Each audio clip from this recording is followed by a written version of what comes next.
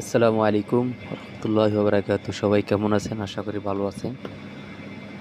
আমাদের best offer চলতেছে night light super market, দোহা Firoz Abdul Aziz area.